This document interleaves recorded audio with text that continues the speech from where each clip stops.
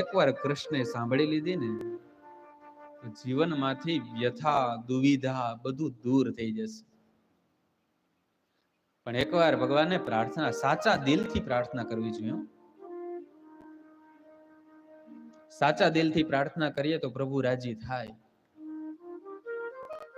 આપણે શું કરીએ કે પ્રાર્થના કરીએ ભગવાનને, પણ આપણી કઈક એવી ઈચ્છા હોય કે મને આ આપજો, મારે આ જોઈએ છે, મારી આવી ઈચ્છા. પણ નિષ્કામ ભાવે જ્યારે ભગવાનની ભક્તિ થાય અને એ નિષ્કામ ભાવે ભગવાનની પ્રાર્થના થાય ત્યારે ભગવાન એમ કહે કે સાચો ભગત આવ્યો. સાચો નિષ્કામ ભગત આવ્યો. અને ભગવાનને સૌથી પ્રિય એવો નિષ્કામ ભગત છે. સકામ તો છે જ, 3 પ્રકારના ભક્તની કથા આપણે સાંભળીશું. પણ જે નિષ્કામ હોય, જેની કોઈ પણ પ્રકારની કામના ન હોય, એ પરમાત્માને રાજી કરી શકે સરળતાથી. તો પરમાત્માને રાજી કરવા માટેની કથા એટલે ભાગવત કથા. આપણે બધાને રાજી કરવા માટેના પ્રયાસો કરીએ ને. પતિ પત્ની એકબીજાને રાજી કરવાના પ્રયાસો કરે, માતા પિતા પોતાના સંતાનોને રાજી કરવાના પ્રયાસો કરે, સંતાનો માતા પિતાને રાજી કરવાના પ્રયાસો કરે, ભાઈ બહેન એકબીજાને રાજી કરવાના પ્રયાસો કરે, ગુરુ શિષ્ય એકબીજાને રાજી કરવા પ્રસન્ન કરવાના પ્રયાસો કરે.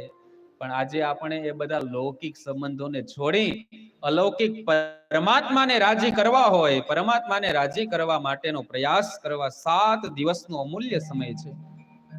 પરમાત્મા શ્રી કૃષ્ણને રાજી કરવા છે. એક જ મનમાં ધ્યેય, એક જ મનમાં કામના રાખવી કે રાજી પરમાત્માને કરવા છે, કૃષ્ણને રાજી કરી લેવા. 7 દિવસ કથા સાંભળી અને કૃષ્ણને રાજી કરી લેવા છે. એકવાર પરમાત્મા રાજી થઈ જાય ને પછી આ સંસારમાં કોઈને રાજી કરવાની જરૂર નથી પડતી. કારણ કે ભગવાન રાજી હોય એટલે બધા જ કામ છે આપમેળે સાર્થક થઈ જાય. ધાર્યું ન હોય ને એનાથી સૌ વિશેષ રાજી થાય પરમાત્મા. એનાથી 100 ગણું સારું કાર્ય થાય. પરમાત્માને રાજી કરવાનો પ્રયાસ એટલે 7 દિવસ શ્રીમદ ભાગવતની કથા.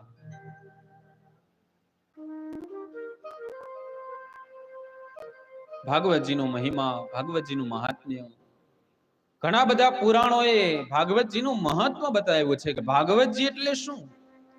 આ તો આપણે લૌકિક રીતે વાત કરીએ, પરંતુ શાસ્ત્રના મત પ્રમાણે, શાસ્ત્ર જો કોઈ એવું કહેતું હોય કે ભાગવતજી એટલે શું, ઘણા બધા પુરાણોમાં એનું મહત્વ આવે કે ભાગવતજી શું છે, ભાગવતજીમાં શેની કથા છે, ભાગવતજી સાંભળવાથી શું થાય, ભાગવતજી કોણે સાંભળ્યું હતું, પહેલા કોણે સાંભળ્યું હતું. 7 દિવસ સુધીની આ પરંપરા, આપણે સપ્તાહ પારાયણ કરીએ ને 7 દિવસ, કે 7 દિવસ સૌ પ્રથમ ભાગવતજી કોણે સાંભળ્યું હતું, અને એ ભાગવતજી સાંભળી અને શું થયું. શું કોઈ પાપી હોય તો ભાગવતજી સાંભળે તો મોક્ષ થાય? એ બધા જ પ્રશ્નના સમાધાન છે ને એ મહાત્મ્યમાં જોવા મળે. મહાત્મ્ય એટલે કે મહિમાની વૃદ્ધિ કરવી. જેના પ્રત્યે આપણે મહિમા હોય, જે શાસ્ત્ર પ્રત્યે આપણો મહિમા હોય, અને જો આપણે એના સમીપમાં જઈએ ને તો એનો ગુણ આવે. જેનો આપણે મહિમા હોય એની પાસે જઈએ તો ગુણ આવે.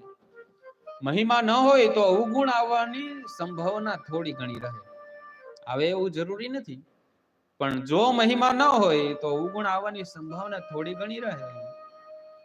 પણ મહિમા હોય તો અવગુણ તો છેક દૂર સુધી ઉભો રહી જાય. કારણ કે અવગુણનો પ્રવેશ ન થાય મહિમા હોય તો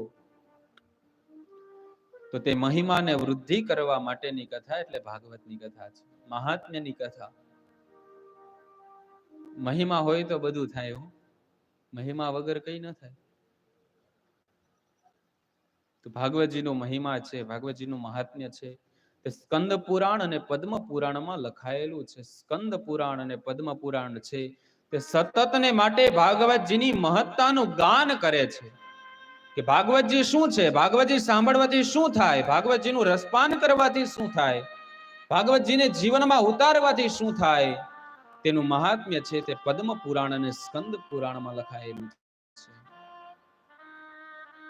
સ્કંદ પુરાણ અને પદ્મ પુરાણ મહાત્મ્યને ગાન કરે છે. તેમાં ભાગવતજીમાં સૌપ્રથમ પદ્મ પુરાણ કહેતા કે ઉત્તરખંડમાં 504 શ્લોકમાં ભાગવતજીનું 6 અધ્યાય